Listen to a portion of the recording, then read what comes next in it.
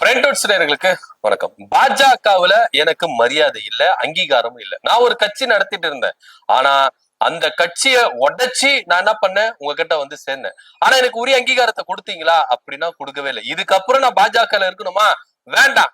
இதுக்கப்புறம் உங்களுக்கு எனக்கும் எந்த சம்பந்தம் இல்ல அப்படின்னு சொல்லிட்டு ஒருத்தர் என்ன பண்ணிருக்காரு, பாஜகவுல இருந்து கிளம்பி இருக்கிறாரு. யார் அவரு, எந்த கட்சி அப்படின்றத டமால் டுமில் பாலிடிக்ஸ்ல பார்க்கலாம் வாங்க.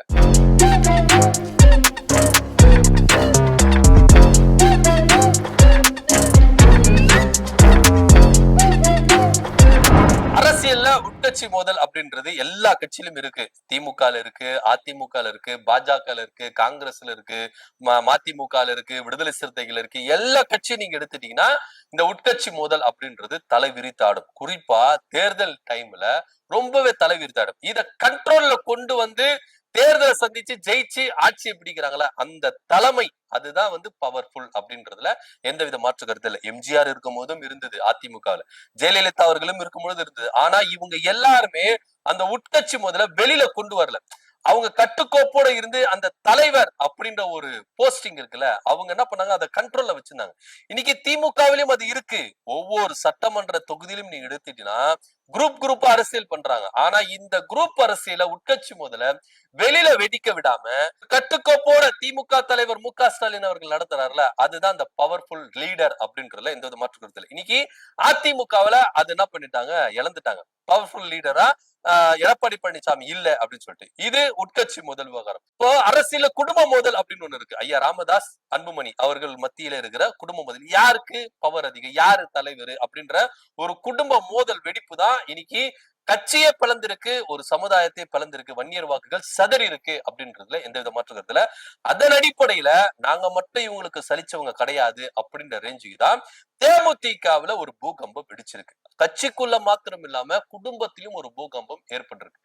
தேமுதிகவுக்கு நீண்ட நாள் கனவு என்ன அப்படின்னா, அது மறைந்த கேப்டன் விஜயகாந்துக்கும் ஒரு பெரிய கனவு.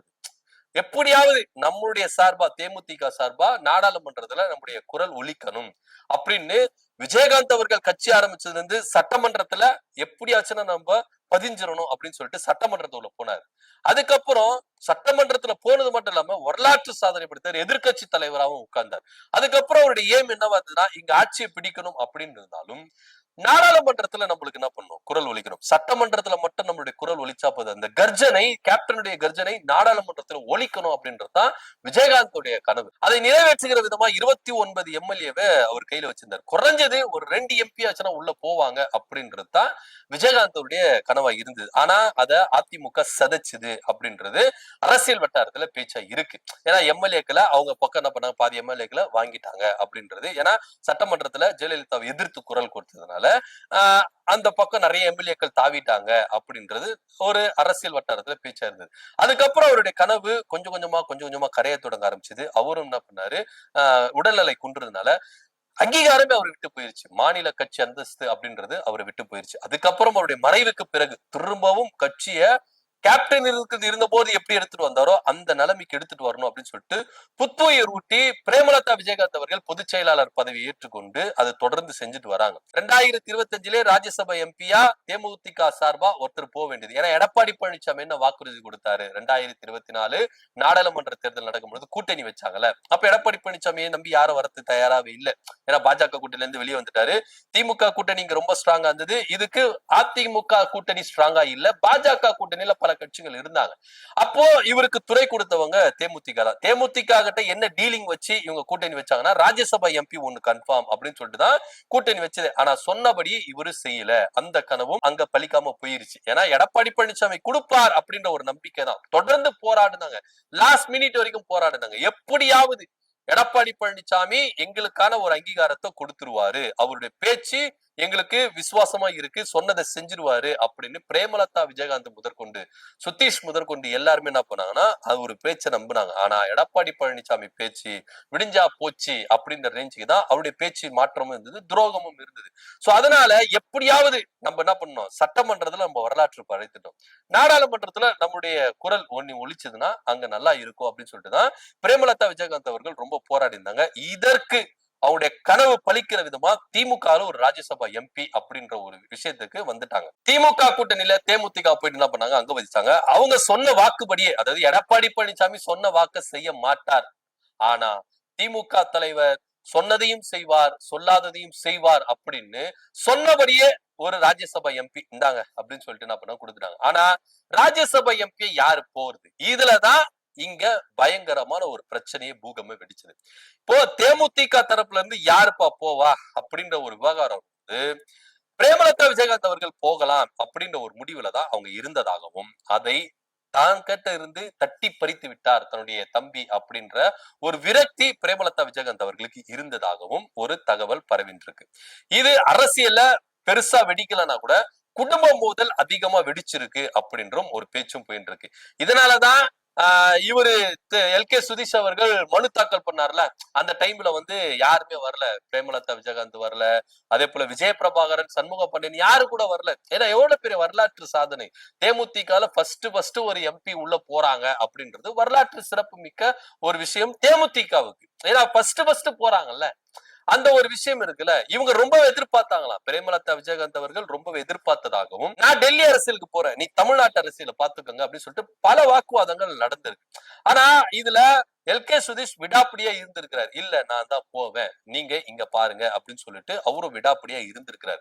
எவ்வளவோ முட்டி மோதி பார்த்தாங்க. இதுக்கப்புறமும் நம்ம விட்டு கொடுக்காம நம்மளும் இது மாதிரி இருந்தா அது கட்சிக்கும் நல்லதில்லை, குடும்பத்துக்கும் நல்லதில்லைன்னு அவங்க பிரேமலதா விஜயகாந்தன் ரொம்ப இறக்க மனதுடன் அவங்க நினைச்சு என்ன பண்ணிருக்காங்க, தன்னுடைய தம்பிக்கு அந்த சீட்டை விட்டு கொடுத்திருக்காங்க. இப்படியா இருக்கும் பொழுது மாமாவும் இப்படி செஞ்சுட்டாரு, அம்மாக்கு துரோகம் பண்றாரு, அதனால எங்களுடைய சப்போர்ட்டும் கிடையாது அப்படின்னு சொல்லிட்டு விஜயகாந்துடைய மகன்கள் 2 பேரும், சண்முக பாண்டியனும் விஜய பிரபாகரனும் 2 பேரும் தன்னுடைய மாமாவுக்கு எதிராக நிற்கிறாங்க அப்படின்னு சொல்ற ஒரு பேச்சும் இங்க இருக்கு. பைல்வான் ரங்கநாதன் இந்த விஷயத்த உடைச்சு பேசி இருக்கிறதாகவும் ஒரு தகவல் இருக்கு. இப்படியா இருக்கும் பொழுதுதான் தமிழ்நாடு சார்பா 6 எம்பிகள் போட்டியின்றி தேர்வு அப்படின்ற ஒரு அனௌன்ஸ்மெண்ட் வந்திருக்கு. இந்த அனௌன்ஸ்மெண்டோட எல்.கே. சுதீஷ் திமுக தலைவர் மு.க. ஸ்டாலின் அவர்களை சந்திக்கும் போது கூட விஜய பிரபாகரன், கட்சி ரீதியா விஜய பிரபாகரன் கூட இல்ல பிரேமலதா விஜயகாந்த் கூட யாருமே போகல அப்படின்றதுதான் ஒரு நிதர்சனம் உண்மை. கட்சி ரீதியா போலனா கூட குடும்ப சார்பா போயிருக்கலாம். ஏன்னா உங்களுடைய தம்பி, உங்களுடைய மாமா போகவே இல்லை.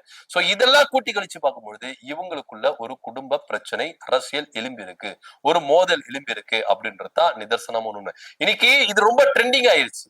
பாமக அன்புமணி இப்படின்ற பொழுது இது ஒரு பெரிய விவாத பொருளா இருக்கு. இப்ப திரும்பவும் தேமுதிக, ஏன்னா தேர்தல் இருக்கிற டைம்ல இது வேண்டாம் அப்படின்னு சொல்லிட்டு, இன்னும் சொல்ல போனா சுத்தீஷுக்கு எதிராக பல பேர் தேமுதிக எழும்பி இருக்கிறாங்க அப்படின்ற ஒரு விவகாரம் இருக்கு. பிரேமலதா விஜயகாந்துக்கு எதிராகவும் சில பேர் எழும்பி இருக்கிறாங்க. இங்க பிரேமலதா விஜயகாந்த் விசஸ் எல்.கே. சுதீஷ் அப்படின்னு போயிடக்கூடாது அப்படின்ற ஒரு நல்ல எண்ணத்துக்காக அவங்க இறங்கி விட்டு கொடுத்திருக்காங்க. நீங்க உங்க இஷ்டத்துக்கு செஞ்சுக்கோங்க, நாங்க வரமாட்டோம் அப்படின்னு சொல்லிட்டுதான் பிரேமலதா விஜயகாந்த் அவர்களும் அவருடைய மகன்கள் 2 பேரும் என்ன பண்ணிருக்காங்க, ஒதுங்கி இருந்திருக்காங்க. அதனாலதான் வேட்புமனு தாக்கல் பண்ணதுக்கும் போகல. இப்போ ஜெயிச்சுட்டாரு, அது விஷயமா விஷஸ் வாங்க திமுக தலைவர் மு.க. ஸ்டாலினை போய் சந்திச்சிருக்காங்க. அங்கேயும் யாருமே வரல அப்படின்னும் பொழுது இங்க குடும்ப விவகாரம் ரொம்ப பூதாகரமா கிளம்பி இருக்கு. சோ ஒரு பதவியினால ஒரு குடும்ப மோதல் வந்துடக்கூடாது, கெட்ட பேர் வந்துட, தேர்தல் டைம்ல இது உடஞ்சிடக்கூடாது. ஏன்னா தேர்தல ஒற்றுமையா இருந்து நம்ம ஜெயிக்கணும், திரும்பவும் அங்கீகாரத்துக்கு வரணும் அப்படின்ற ஒரு எண்ணம் தான் பிரேமலதா விஜயகாந்த் அவர்களுக்கு இருந்திருக்கு அப்படின்ற ஒரு நல்ல எண்ணத்தை இங்க சுட்டி காட்ட வேண்டிய ஒரு விஷயமா இருக்கு. ஆக மொத்த ஒரு பதவிக்காக ஒரு குடும்ப மோதல் இப்படி வெடிச்சிருக்கு அப்படின்றதா நிதர்சனமான உண்மை. உட்கட்சி மோதல் அப்படின்றது எல்லா கட்சியிலும் இருக்கும். ஆனா குடும்பத்தின் மோதல், அரசியல்ல குடும்பத்துல மோதல் இப்ப ரொம்ப ட்ரெண்டிங் ஆயிட்டு இருக்கு அப்படின்றதுல எந்த வித மாற்று கருத்து இல்ல. இதை பத்தியோட கருத்து என்ன அப்படின்னு கீழே கமெண்ட் பண்ணுங்க. நன்றி, வணக்கம்.